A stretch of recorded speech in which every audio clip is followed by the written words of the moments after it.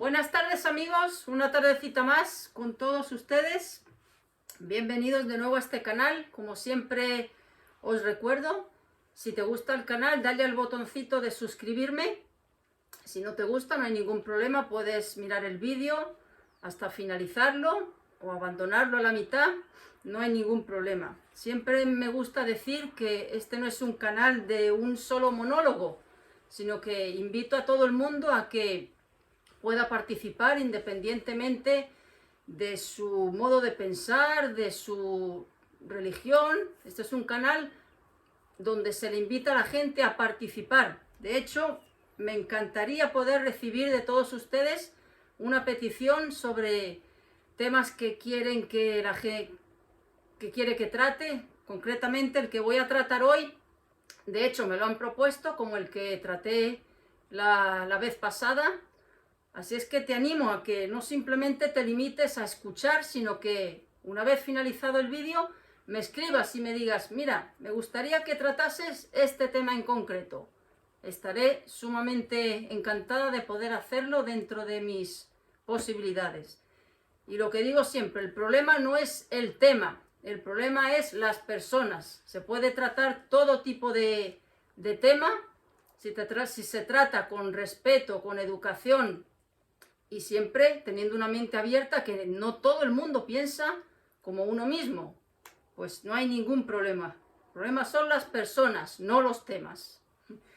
Pues sin entretenerme más, el tema que voy a tratar hoy, concretamente, tengo una persona muy especial, un hermano, que conoce este tema a la perfección, ha estudiado mucho sobre este aspecto y sin más, pues aquí lo introduzco para que empiece a exponer todo lo que tiene para compartir con todos ustedes. Adelante. Muy bien, mi nombre es Sergio y no solamente soy hermano de Noelia en Cristo, sino hermano de sangre, de hecho. Así que estoy invadiendo su casa unos días y a pesar de que venía a descansar de vacaciones, me ha puesto a trabajar y me ha pedido que participe en este vídeo concretamente, ¿no?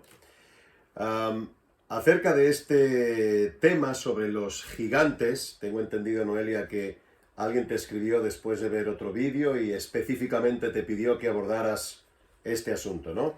Exactamente, por eso la introducción que siempre me gusta hacer es que me escribáis, que yo a veces pongo los temas pero parten de mí. Hasta que la gente no me propone temas, pues yo sigo poniendo mis temas. Por eso, de hecho, este tema yo no lo iba a tocar, porque ahora va a decir él concretamente este tema de lo que va, y nunca lo hubiese tocado, salvo que ha habido alguien que me lo ha propuesto y me ha dicho: por favor, a ver si puede hablar de este tema.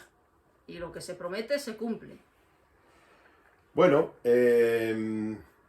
me gustaría empezar diciendo que lo más importante, o lo que nunca debemos de olvidar cuando abordamos un tema como este, que no es un tema doctrinal de las Sagradas Escrituras, es más bien un tema histórico, tiene unas connotaciones espirituales importantes, pero no es un tema, repito, doctrinal y fundamental de la fe cristiana. Este no es un tema que está relacionado necesariamente con la justificación, con la santificación, con la vida después de la muerte, etcétera, que son obviamente asuntos fundamentales o pilares de la fe cristiana. Este no es un tema de esos. La Biblia tiene cosas que decir al respecto, pero quiero hacer ese pequeño inciso porque no debe de ser un tema que si alguien tiene una opinión diferente o una conclusión diferente acerca del mismo, genere una división entre el pueblo de los creyentes, ¿no? Eso es precisamente lo que no debe de suceder cuando abordamos asuntos como este, ¿no? Lo último que queremos es que surja la otra denominación cristiana porque hay una diferencia sobre un asunto que no es esencial ni importante, ¿ok? Bueno, habiendo dejado eso de preámbulo, creo que es importante empezar por la evidencia. Este no es un tema de carácter especulativo o de ciencia ficción, si bien pudiese en la superficie parecer un poco, tirar un poco en ese sentido, realmente existe abundante evidencia geológica, histórica, antropológica, perdón, y arquitectónica. Hay lugares que invito a cualquiera de los que están viendo este vídeo a que después los busquen por internet, pueden poner simplemente el nombre en Google, pero hay lugares donde es evidente que son vestigios evidentes de lo que vamos a hablar a continuación. Lugares como Baalbek, que se encuentran concretamente en la zona del Medio Oriente, entre el Líbano e Israel, la misma isla de Cerdeña. Hay también varios vestigios de esto en lugares como el estado de Nuevo México, en Estados Unidos, y uno de los posiblemente más fascinantes y más impresionantes es Tiwanaku, que está concretamente en Sudamérica. Bueno, estos son lugares desde el punto de vista geológico y antropológico que, repito, son evidencia material y física de lo que vamos a ver a continuación. ¿Qué vamos a ver a continuación? El hecho de que es evidente que hubo una raza no humana, una raza de gigantes que en tiempos pasados anduvo en la Tierra y compartió el planeta con nosotros.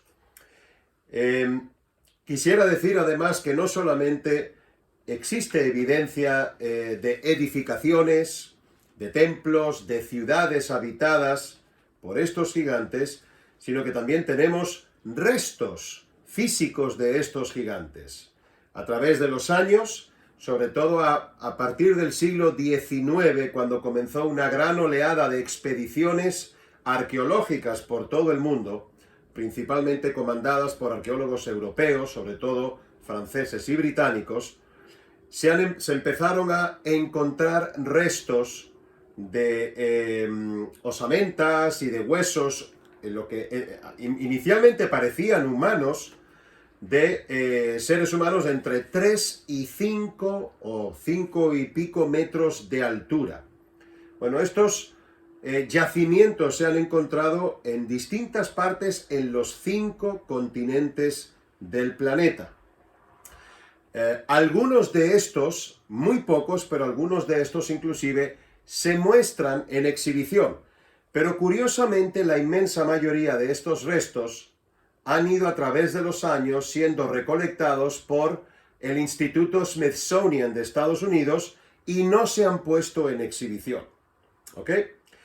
Por otro lado, también tenemos evidencia histórica por parte de historiadores. Hay libros de historia de varias épocas, algunos de estos libros tienen muchos siglos de antigüedad, como por ejemplo la colección de libros del historiador judío Flavio Josefo. La obra de Flavio Josefo se llama Antigüedades de los Judíos, y Flavio Josefo, repito, es un historiador de mucha reputación del primer siglo después de Cristo, habla acerca de estas criaturas de gran altura. ¿Ok?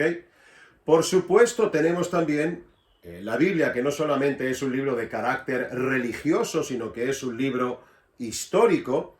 La Biblia tiene múltiples pasajes, sobre todo en textos del Antiguo Testamento, que habla acerca de estas criaturas.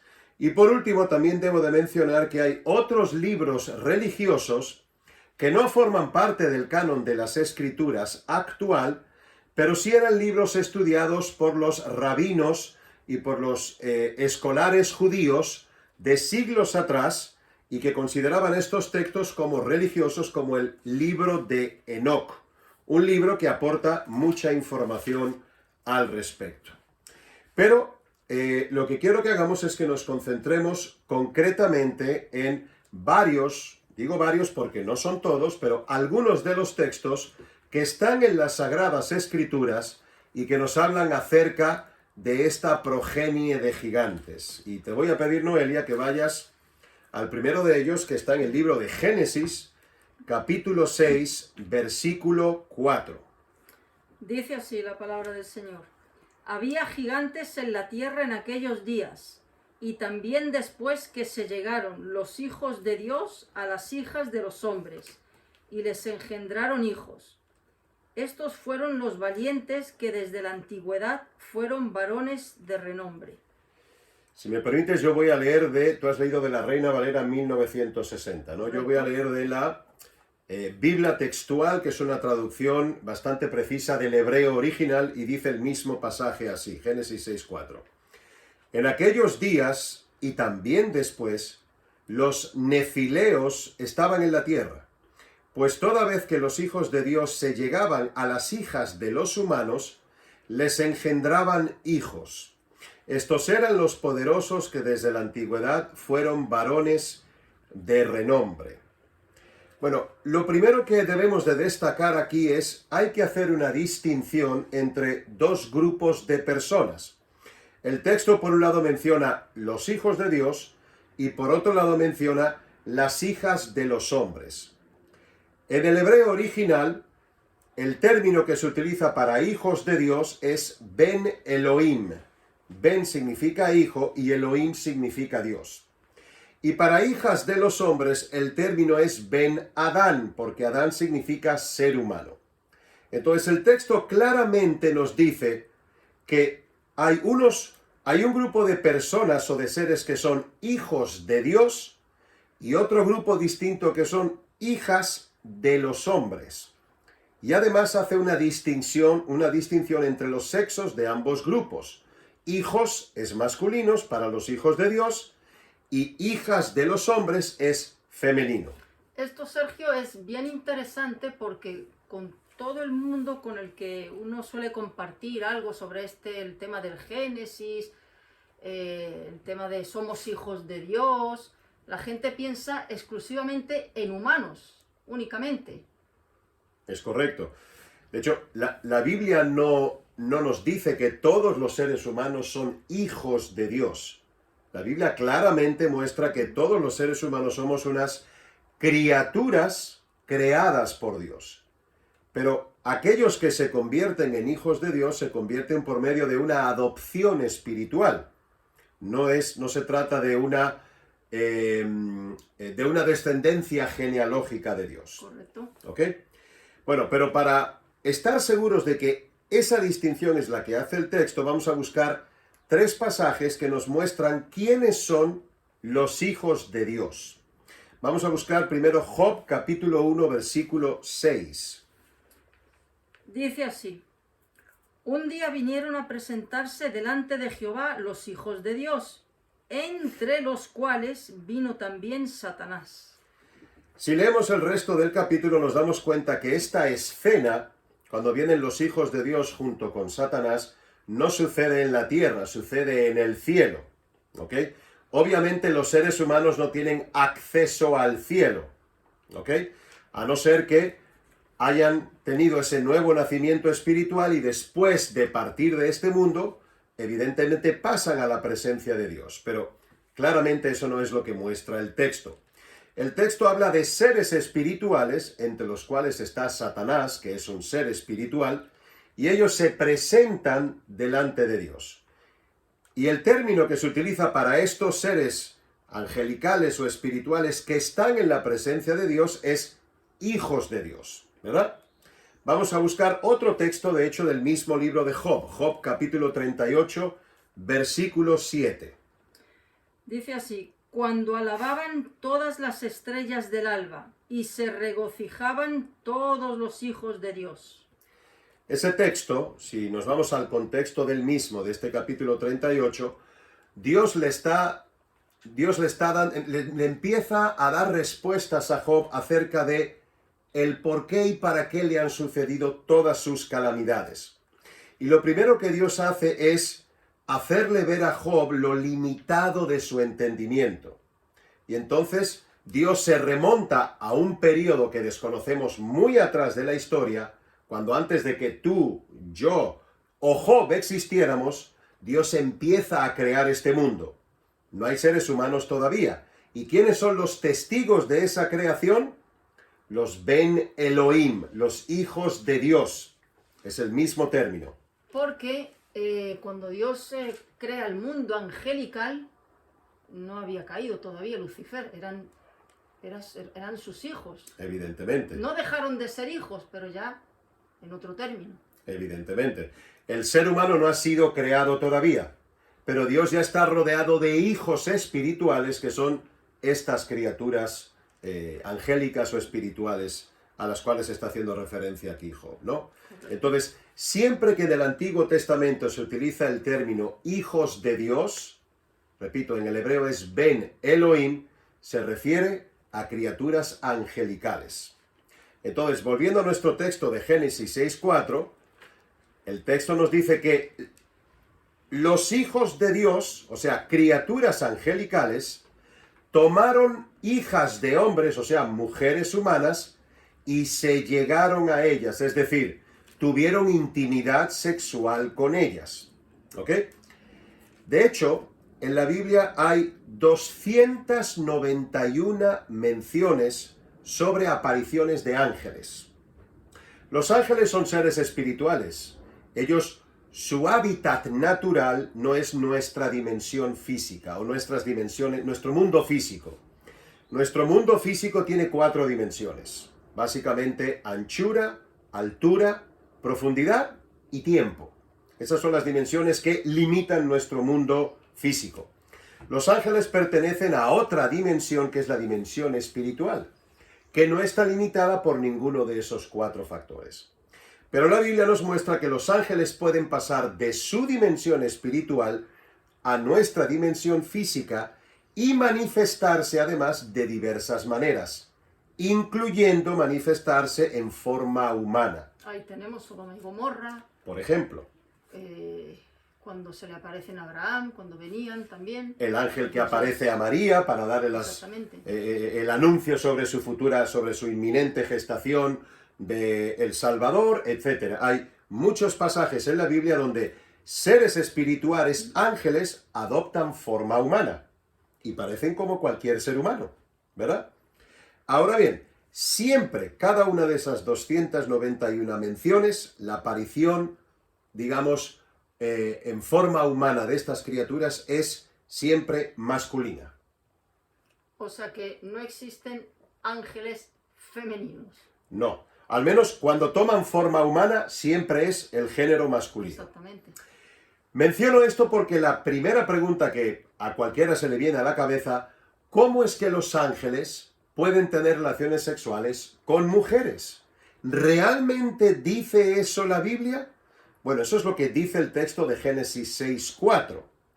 Ahora bien, podemos corroborar eso con un texto que parece ser muy enigmático, pero realmente no lo es y que está en el libro de Judas, en el Nuevo Testamento. Vamos a Judas, capítulo 1, el único capítulo que tiene, ¿verdad? Versículos 6 y 7. Dice así: y a los ángeles que no guardaron su dignidad, sino que abandonaron su propia morada, los ha guardado bajo oscuridad en prisiones eternas para el día del juicio, para el juicio del gran día. Como Sodoma y Gomorra y las ciudades vecinas, las cuales de la misma manera que aquellos, habiendo fornicado, he ido en pos de vicios contra naturaleza, fueron puestas por ejemplo, sufriendo el castigo del fuego eterno. Entonces, es evidente que hubo entre el grupo de ángeles o la multitud de ángeles rebeldes que junto con Satanás se rebelaron valga la redundancia, en el cielo contra Dios, tratando de usurpar su trono, fueron expulsados del cielo y fueron expulsados del cielo ¿a dónde? Aquí a la tierra.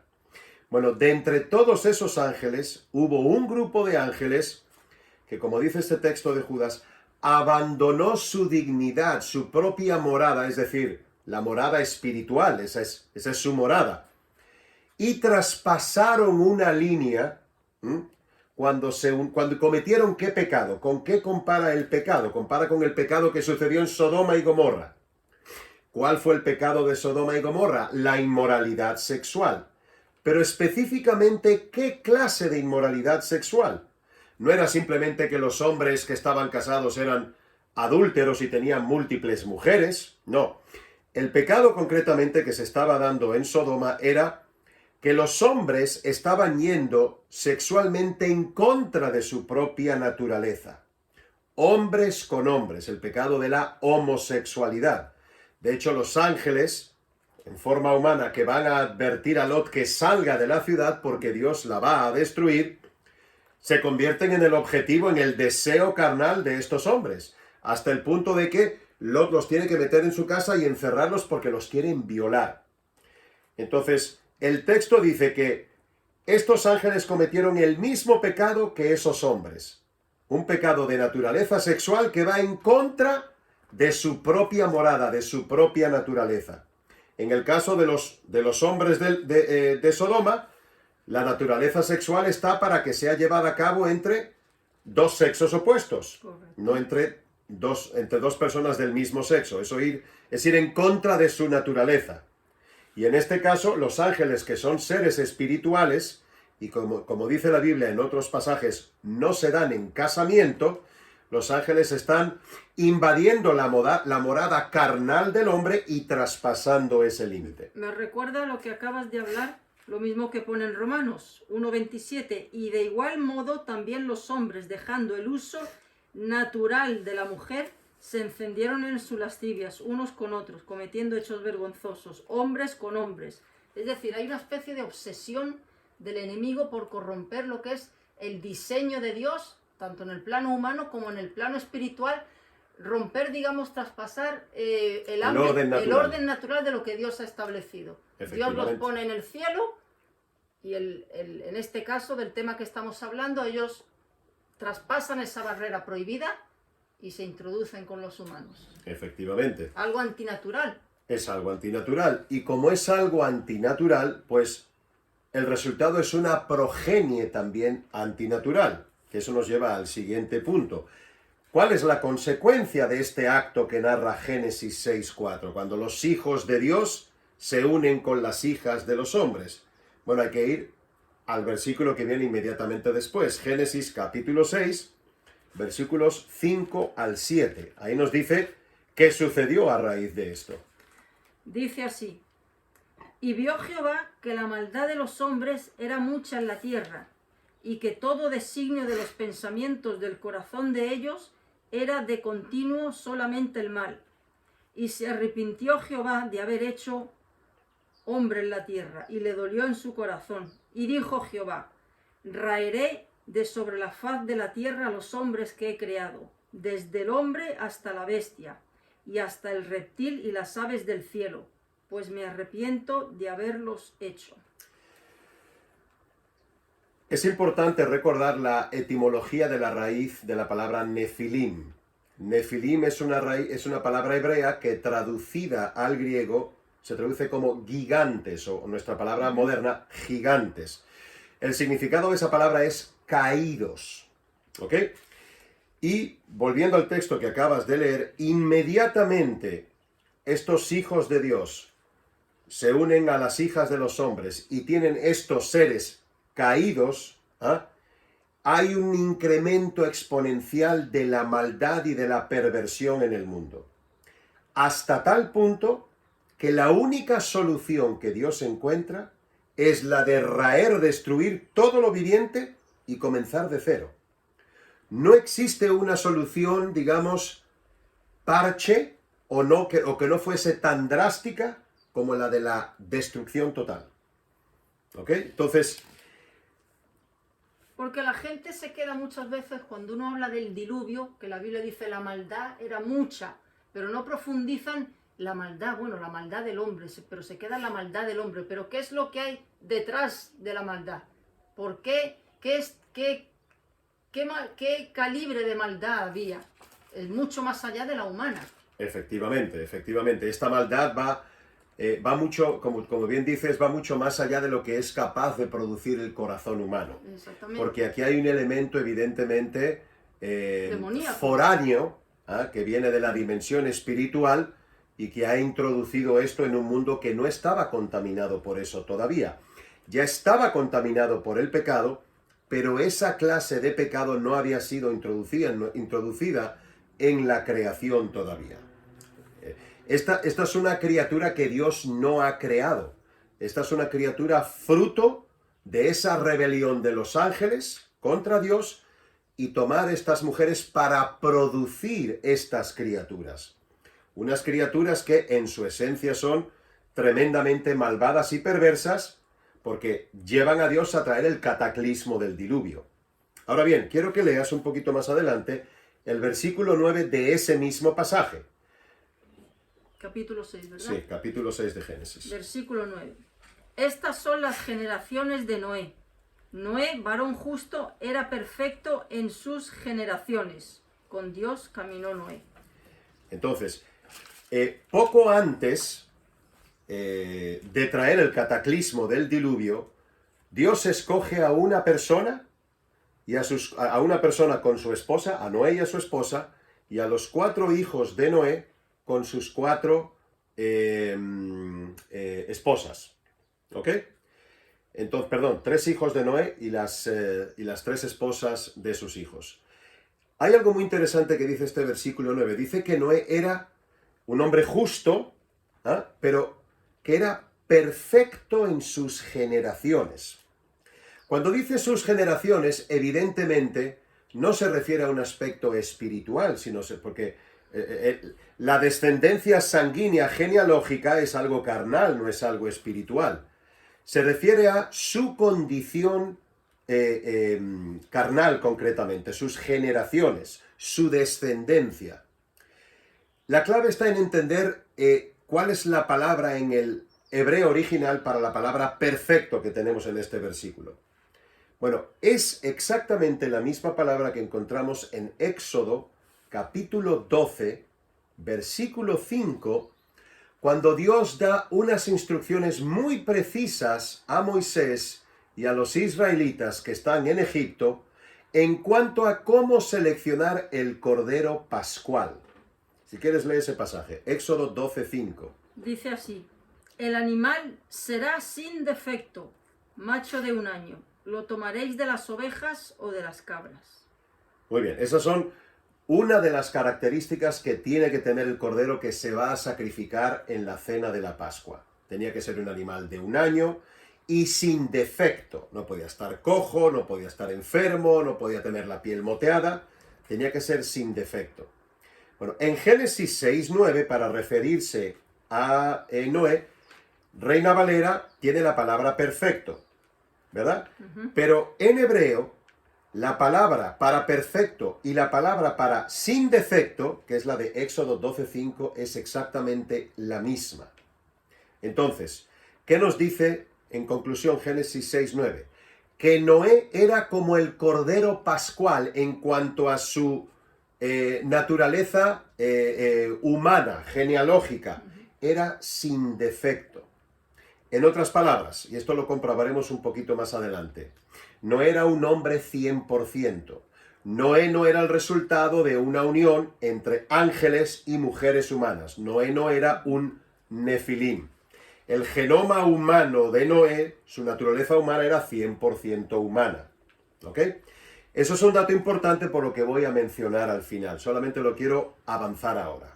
¿Ok? Yo lo que veo es que en el tema, cuando se toca el tema del diluvio universal, se toca simplemente pues muy superficial, no se habla de el por qué verdaderamente sucedió esto, que fue algo sumamente drástico, y yo creo que, como bien ha dicho mi hermano, no es un tema desde luego, digamos, que haya que partirse la cabeza estudiándolo, pero sí por lo menos ser conscientes del por qué Dios tuvo que tomar esa decisión tan drástica para acabar con toda la humanidad, salvo 8 personas. Así es. Y definitivamente que no era un hombre perfecto en cuanto a su justicia y en cuanto a la ley moral de Dios. Porque sabemos que todos los descendientes de Adán y Eva son pecadores, porque son descendientes de Adán y Eva, que ellos introdujeron el pecado en el mundo, y obviamente el pecado es algo que heredamos ya desde ellos todos los seres humanos. Así que, repito, ese término perfecto no se refiere a la perfección moral de Noé. Noé era un hombre pecador que, como dice el texto, halló gracia a los ojos de Dios. Pero sí era perfectamente humano. no pertenecía a una progenie contaminada entre semilla de ángeles y semilla de ser humano. Era importante si se iba a preservar y continuar la raza humana. Claro. ¿Ok? Claro, claro. Entonces, sabemos lo que sucedió en el diluvio. Muere toda criatura, no solamente seres humanos, salvo las parejas de animales que Dios le dice a Noé que seleccione, muere todo otro ser viviente que camina sobre la faz de la tierra. Evidentemente, de manera implícita, el texto nos da a entender que esos gigantes o esos nefilim perecen ahí también. ¿Correcto? Pero si volvemos a Génesis 6.4, Génesis 6.4 no nos habla solamente de un acontecimiento donde aparece esta progenie, sino que nos dice que eso vuelve a suceder después. Si quieres, léelo otra vez. Había gigantes en la tierra en aquellos días, y también después que se llegaron los hijos de Dios a las hijas de los hombres, Exacto. y les engendraron hijos. Entonces, en aquellos días se refiere a los tiempos antes del diluvio. Y dice, y después. ¿Cuándo después? Lo vamos a ver en los próximos textos que vamos a ver. Ahora, ¿cuándo sucede eso? Cuando los hijos de Dios, los ángeles, se unen sexualmente a las hijas de los hombres.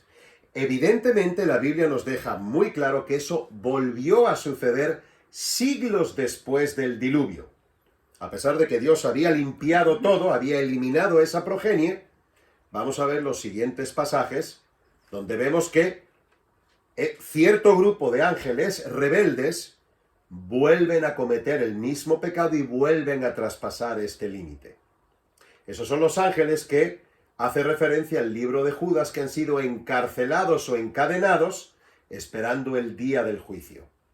¿Ok? Los que abandonaron su morada, ¿no? Efectivamente. Vamos a empezar con Números 13:33.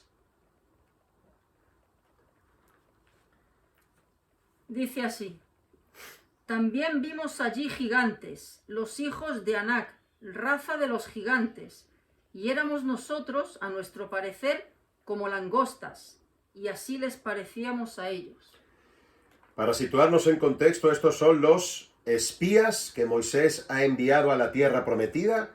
Moisés acaba de liberarlos con el poder de Dios de la esclavitud de Egipto y les dice, Dios nos ha dado la tierra de Canaán, vamos a ir a por ella, pero antes de conquistarla tenemos que hacer un reconocimiento y ver dónde están los asentamientos del enemigo, cuál es la fortaleza de sus ejércitos, cómo es la tierra que, etcétera, ¿no? Van estos espías y cuando vuelven muertos de miedo. Y muertos de miedo porque identifican específicamente ¿a quién? A la raza de los gigantes. Y hacen mención a una de las múltiples tribus de razas de gigantes que estaban asentadas en la tierra de Canaán. En este caso, a los anaceos, descendientes de Anac, por eso se llaman anaceos.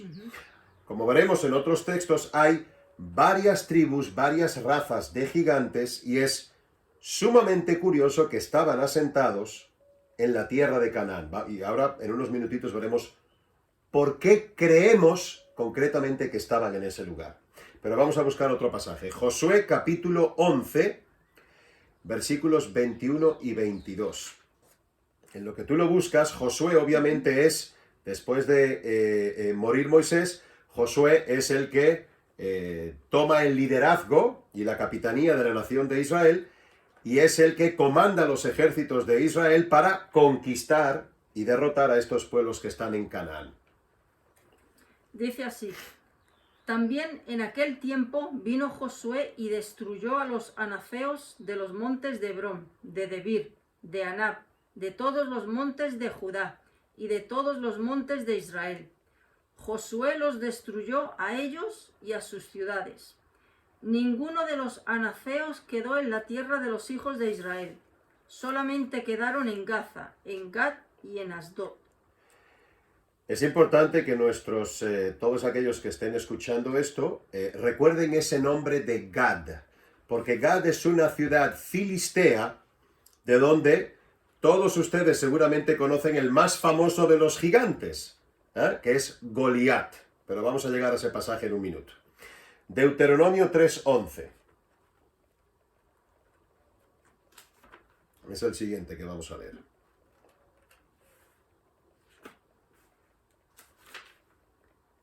Deuteronomio 3:11. Dice así: porque únicamente Og, rey de Basán, había quedado del resto de los gigantes. Su cama, una cama de hierro, ¿no está en Rabá de los hijos de Amón? La longitud de ella es de 9 codos, y su anchura de 4 codos, según el codo de un hombre. Pues sí que era grande, ¿no? ¿Cómo cuánto mide eso más o menos? Es una medida por un poquito más de 4 metros. 4 metros y unos 10 centímetros. Esa es la longitud de la cama de este rey Og, que era el último descendiente de otra tribu de gigantes, que Josué y los israelitas derrotaron.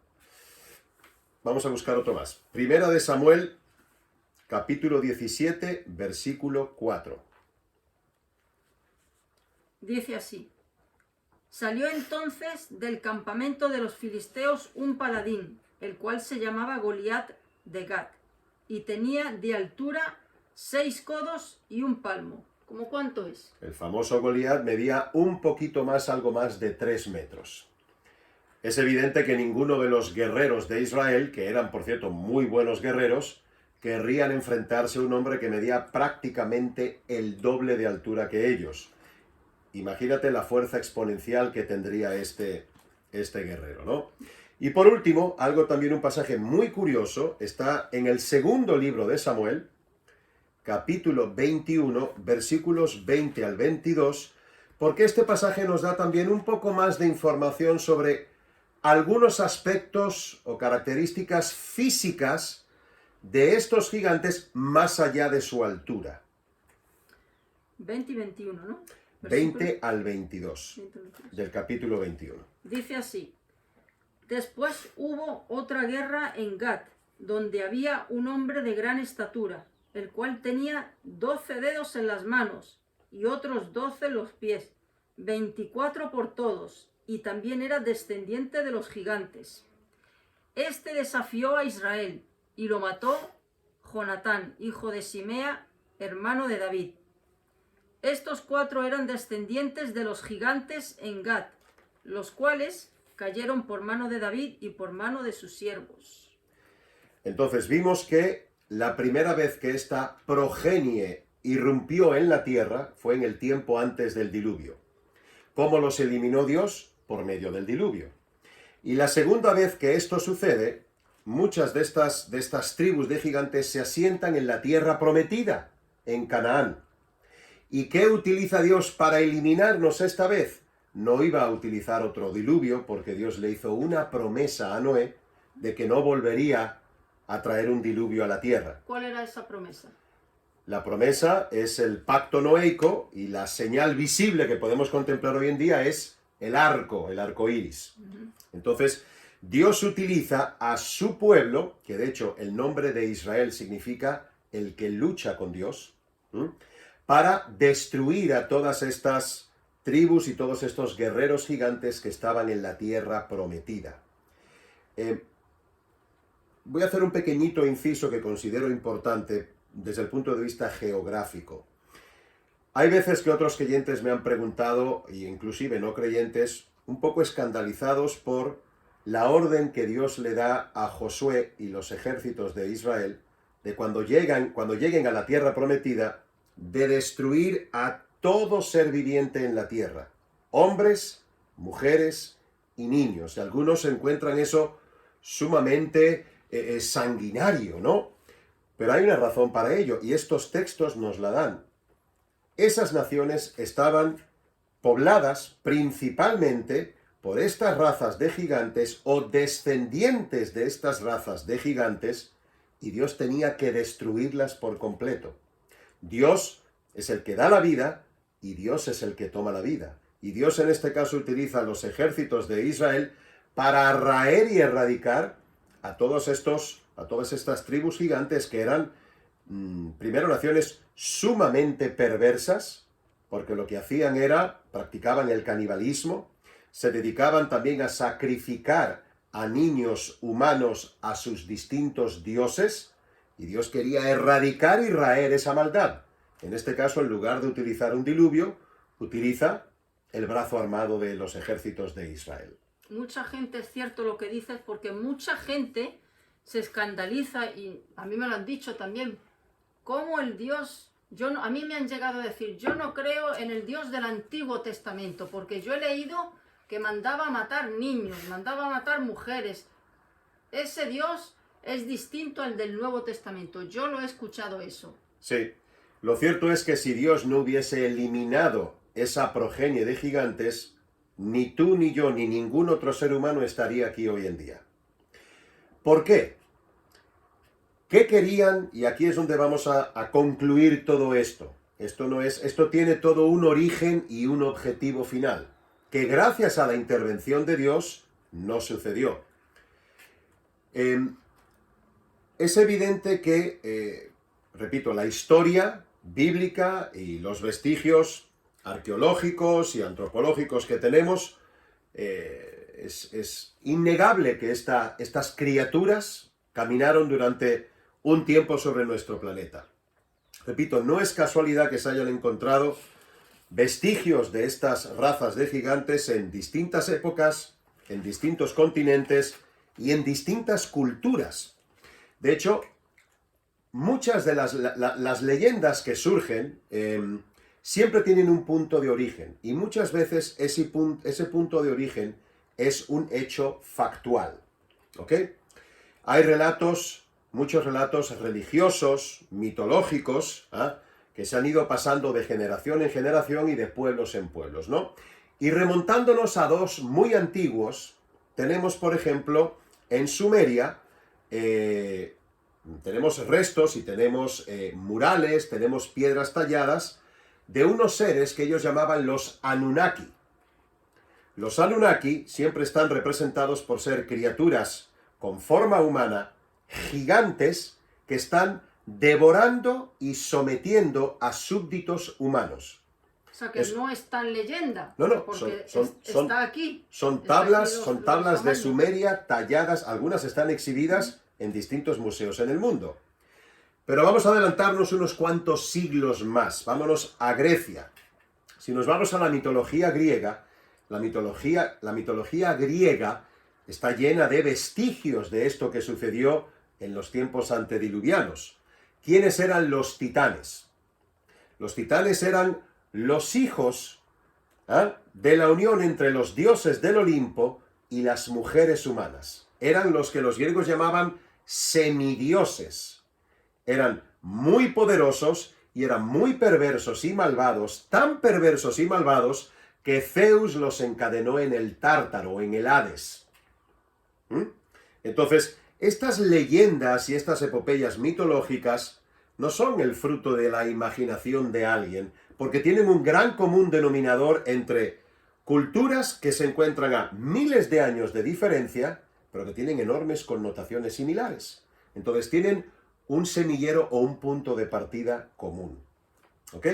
Entonces, ya para terminar, la pregunta final o la pregunta más importante es ¿por qué o para qué sucedió esto? Y ahí tenemos que ir a Génesis capítulo 3, versículo 15, a un versículo que se conoce en la teología bíblica como el protoevangelio. Dice así: y pondré enemistad entre ti y la mujer, y entre tu simiente y la simiente suya. Esta te herirá en la cabeza y tú le herirás en el calcañar. ¿Qué significa esto? Bueno, primero decir que calcañar es un término que no utilizamos ya hoy en día, es más del español antiguo, se refiere al talón, el talón del pie. Entonces, ¿qué nos dice este texto? El contexto es: Adán y Eva han tomado del fruto del árbol de la ciencia del bien y del mal, han desobedecido a Dios, ha entrado el pecado en el mundo y en ellos, y viene una consecuencia. Viene una consecuencia para Adán, viene una consecuencia para Eva, y viene una consecuencia también para la serpiente, para Satanás. Este texto habla de la consecuencia a la serpiente. ¿Qué va a suceder? Dice el texto que Dios le dice a la serpiente que de la simiente, o sea, de la descendencia de la mujer, vendrá alguien que va a herir a la serpiente en la cabeza. Las heridas en la cabeza suelen ser mortales. Mas, sin embargo, la serpiente lo va a herir a este descendiente de Eva en el talón. ¿A qué se refiere todo esto? Bueno, es evidente que ese descendiente que habla Génesis 3:15 y que heriría a la serpiente con una herida mortal y al reino que representa la serpiente, que es el reino del pecado, el reino del mal, se refiere a Jesucristo, porque Jesucristo es el que viene por medio de su sacrificio a reconciliar y rescatar a los hombres para con Dios. Y obviamente ponerle fin al imperio del pecado y de la muerte de la serpiente. Es cierto que una de las heridas de Cristo en la cruz es en el talón, cuando es traspasado por los clavos en la cruz. ¿Ok?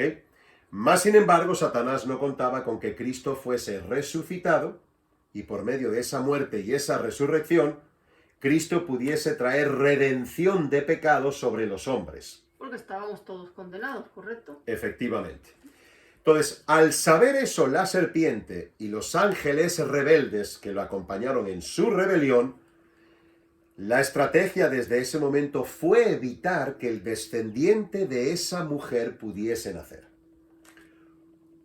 Seguramente que hubo mucho más intentos, pero el que parece haber sido... Me viene a la mente uno, Herodes, que mandó matar a los niños. Por ejemplo. Por ejemplo, para que no naciera el Salvador. Pero remontémonos tiempo atrás, vamos a el tiempo de Génesis capítulo 6. Una manera de evitar que un descendiente humano naciera de la descendencia de Adán y Eva es terminar con la raza humana.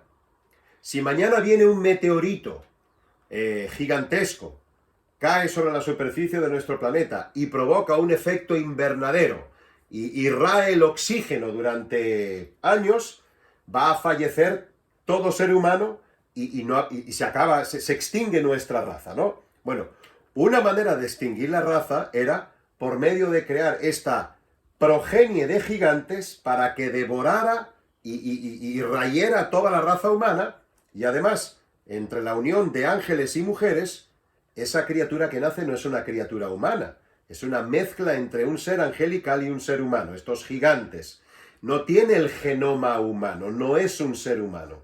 Entonces, si poblamos la tierra de estas criaturas y estas criaturas devoran y destruyan a los hombres y solo quedan ellas, ya no puede nacer este Salvador. Pero ese plan falló a raíz del diluvio y de Dios haber preservado a la raza humana por medio de Noé y sus hijos. Una interrupción. ¿Tiene alguna relación o algún símil paralelo que se pueda explicar en que cuando viene Cristo, Él nace de una mujer, ¿no? Pero no nace de un padre humano? Correcto. ¿Hay alguna relación? Correcto. Cristo nace de una mujer humana porque tenía que cumplir la profecía de que nacería de una mujer humana. Sin embargo, su concepción no es de un hombre, sino que es por parte de Dios, por parte del Espíritu Santo, porque eso demuestra que es un ser divino, a pesar de que es un ser humano, es un ser también divino. Entonces, obviamente que Cristo es 100% humano al nacer de María, pero no es 100% humano en su concepción, porque es concebido por el Espíritu de Dios y no por la semilla, por el semen, el espermatozoide de un padre humano. ¿Ok? Pero definitivamente que tenía que nacer de una mujer y tenía que ser humano para poder cumplir con esa profecía. ¿Ok? Entonces, ese plan inicial falla, pero vuelve a ser repetido, como hemos visto en estos pasajes del Antiguo Testamento, y vuelve a empezar a poblarse de tribus de esta progenie de gigantes. Y Dios tiene que volver a intervenir para raerlos y eliminarlos. A través de los israelitas. A través de los israelitas. Pero claro, Satanás y los ángeles rebeldes saben que el descendiente de esta mujer, el salvador de la promesa, iba a nacer en la tierra prometida. Entonces, ¿dónde voy a poblar yo de estos gigantes para evitar que eso suceda? En la tierra prometida. Por eso el rey Og, por eso los filisteos con sus tribus de gigantes y tal, ¿estaban dónde? En la tierra prometida. Y ahí es donde iba a nacer el Salvador. Voy a poblarla de estos gigantes para tratar de evitar que eso pueda suceder. Por eso Dios le ordena a Josué y a los ejércitos israelitas que destruyan a todos estos gigantes, a sus mujeres y a sus hijos, para que ya no puedan reproducirse más y no puedan volver a poblar la tierra de gigantes. Es muy bueno explicar esto de la decisión que tomó Dios, bueno, tanto en el diluvio, del por qué, pero también del por qué mandó a los hebreos aniquilar a todas estas, porque Claro. la gente lee y dice, mandó a matar ancianos, hombres, mujeres, bebés, y dicen, pero ¿qué tipo de Dios manda a hacer eso? Claro. Y cuestionan a Dios, lo ponen, bueno, de hecho es el Dios del Antiguo Testamento parece ser que es otro completamente distinto al del Nuevo. Cuando lo que está haciendo Dios por medio de eliminar todas estas tribus, repito, con un genoma humano que era mitad angélico, mitad humano, preservar el que pudiese nuestra raza, el ser humano sobrevivir y existir, y sobre todo que pudiese venir el Salvador para poder librarnos no de la muerte en la tierra, sino de la muerte segunda, que es lo más importante. Si Dios no preserva el camino para que pueda nacer el Salvador, repito, o tú y yo no estaríamos aquí, o pudiésemos estar aquí, pero nunca tener la oportunidad de poder ser redimidos de nuestros pecados, reconciliados con Él, y luego pasar a vivir con Él eternamente. ¿Y tiene alguna relación, por ejemplo, de que hoy en día vemos, sobre todo, a ver, había un jugador de baloncesto muy famoso, a ti que te gusta tanto el baloncesto, Manute Bol, que medía 2 metros 80? No, 2 metros, 2 metros veintitantos. Me pasa altísimo. un poquito, perdón. 2 metros veintitantos. Puede ser que haya algunos, no sé, genes que a lo largo de los años se haya... No lo creo, ¿por qué? Porque hoy en día no hay nadie de 3 metros. Hoy en día. No, la persona más alta registrada en el mundo hasta ahora, a lo mejor hay un dato que no domino, pero tengo entendido que fue Robert Wadlow, Un americano, sí. 1900, principios del siglo XX, que midió cerca de unos 2 metros 80 más o menos. Ahora bien, estas personas que estos seres humanos que llegan a tener ese tamaño completamente desproporcionado se debe a una condición que se llama gigantismo. Y es un problema, un defecto en la glándula pituitaria que hace que el cuerpo crezca desproporcionadamente. Y estas personas que llegan a tener esa altura tan grande no son personas saludables y mueren a una edad muy joven. El mismo Robert Wadlow no llegó a los 30 años. ¿Por qué? Porque sus corazones no pueden sostener un cuerpo tan grande, tienen enormes problemas de movilidad, son torpes, en su adultez joven están ya en una silla de ruedas, no son seres humanos que pueden funcionar y desenvolverse de manera normal. Mientras que los gigantes que son descritos en la Biblia son de un tamaño bastante mayor y son guerreros, fuertes y poderosos. Así que una cosa es el gigantismo, que es una, repito, enfermedad de carácter endocrino que provoca un crecimiento anormal y desmesurado, y otra cosa es otras criaturas con otras características, incluyendo, por ejemplo, 6 dedos en las manos y en los pies, y una voracidad y un grado de perversión que no es semejante a personas que sufren o que tienen gigantismo o que son muy altas y juegan al baloncesto. Correcto. Has explicado en Génesis 3:15 lo que eso implica, ¿no? La promesa que Dios le hizo, pues se hizo en el momento en el que se produjo la caída. Para finalizar ya el programa, explica un poquitito más el verdadero significado de ese versículo para todo el que está viendo esto y que no tiene a Cristo en su vida. Y también para los que tenemos a Cristo en nuestra vida, ¿qué implica ese versículo? Bueno, lo que implica dos cosas. Primero, implica que el hombre está perdido, moralmente ha violado los preceptos de Dios, la ley moral de Dios, el hombre es culpable de violarla y no tiene ningún medio y ningún mecanismo a su alcance para poder resarcir el dolo por haber violado la ley de Dios. a tal punto que Dios tuvo él que idear un mecanismo de salvación para que el hombre pudiese ser redimido. Y ese mecanismo, por llamarlo de alguna manera, es una persona, y es la persona de Jesucristo. Alguien que viniese al mundo como un ser humano, que viviese una vida moralmente perfecta a los ojos de Dios, conforme a los estándares de Dios, no a los nuestros, y que al cumplir con ese requisito de la perfección moral ante Dios, fuese sacrificado para la remisión de nuestros pecados. Porque la ley de Dios establece que sin derramamiento de sangre no hay remisión de pecados. Es decir, cuando se comete un delito, alguien tiene que morir, porque la paga del pecado es muerte. Y lo que hace Dios es traer un justo que cumple con ese requisito de justicia perfecta para morir en lugar de los injustos, para que la justicia de Dios pueda quedar satisfecha. Porque la cruz lo que demuestra es que Dios no toma el pecado a la ligera, que no puede simplemente ignorarlo y mirar para otro lado. O sea, Dios no podía haber dicho, os perdono y ya está. No, porque entonces no sería justo y no sería santo. La justicia demanda retribución.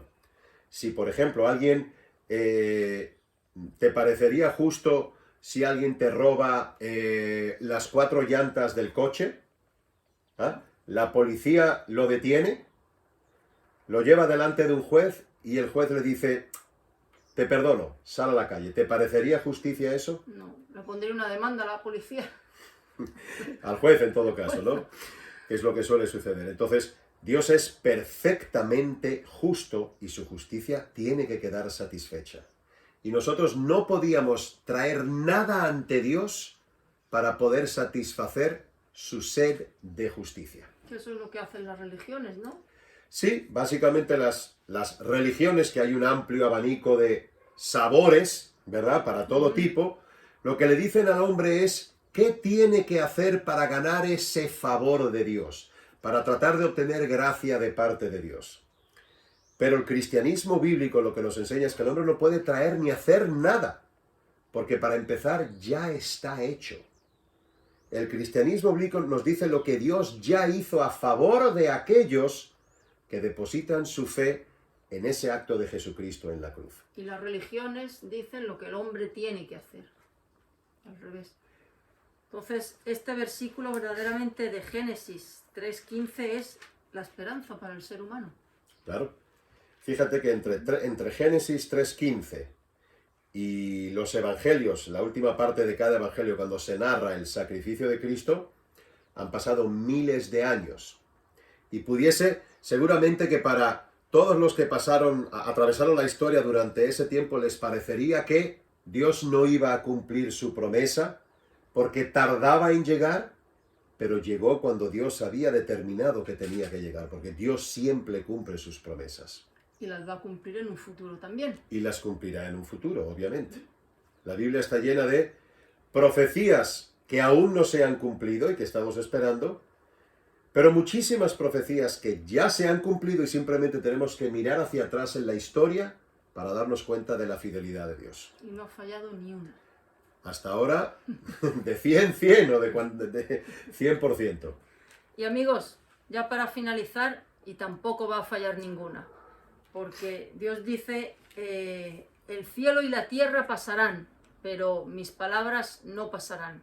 Entonces, muy interesante, gracias Sergio por... De nada. He aprovechado, cuando esta persona me propuso este tema, lo anoté, yo anoto siempre los temas que me dicen para no olvidarme, y pues Dios es tan bueno que me ha traído pues alguien que sabe infinitamente más que yo de este tema y de muchos otros, así es que gracias a Dios que me ha dado la oportunidad, y sobre todo a la persona que me lo ha solicitado, creo que él se lo ha podido explicar de una manera excelente que yo no hubiese podido, desde luego. Así es que vamos a finalizar orando y muchas gracias a todos ustedes, y os animo a que, como he dicho al principio, me escribáis, me gustaría tal tema, ¿ok? Vamos a orar. Gracias, Señor, por este tiempo que nos has dado para compartir un poco de tu palabra, que es tan extensa. Hay tantos temas, solo que falta, digamos, coger un poquitito la pala y escarbar y escarbar. Tu palabra es muy profunda y gracias a tu misericordia, pues tú abres nuestro entendimiento y nos vas derramando un poquito de más luz en tantos aspectos que desconocemos. Gracias por esa promesa que tú en Génesis 3:15 enviaste y la cumpliste en tu tiempo perfecto. Tus tiempos no son los nuestros, muchas veces nos impacientamos y a veces hasta perdemos la esperanza o decimos, pero ¿cuándo? Pero gracias porque tú no te dejas, nuestros chantajes emocionales o nuestra falta de impaciencia no altera tus respuestas. Gracias por ese gran Salvador, gracias porque a pesar de todos los impedimentos que hizo el enemigo, sabe que tiene la batalla perdida y en su tiempo perfecto tú enviaste a nuestro Señor Jesucristo para la redención de nuestras almas y el perdón de todos nuestros pecados. Te pedimos por los que aún no han tenido ese encuentro personal con ese gran Salvador que eres tú, Señor, tú toques sus corazones, tú toques sus almas y puedan confiar en ti, en esa obra de la cruz, que lo único que puede aportar el pecador es su pecado, nada más, porque todo está hecho y eso fue de olor grato ante ti. En el nombre de Jesús, amén. Amén. Gracias, amigos, por escucharnos y os animo a que enviéis vuestras preguntas, lo que no hayáis entendido, dudas o datos que queráis saber, pues abiertamente podéis hacerlo. ¿De acuerdo? Pues muchas gracias y hasta la próxima. Hasta luego.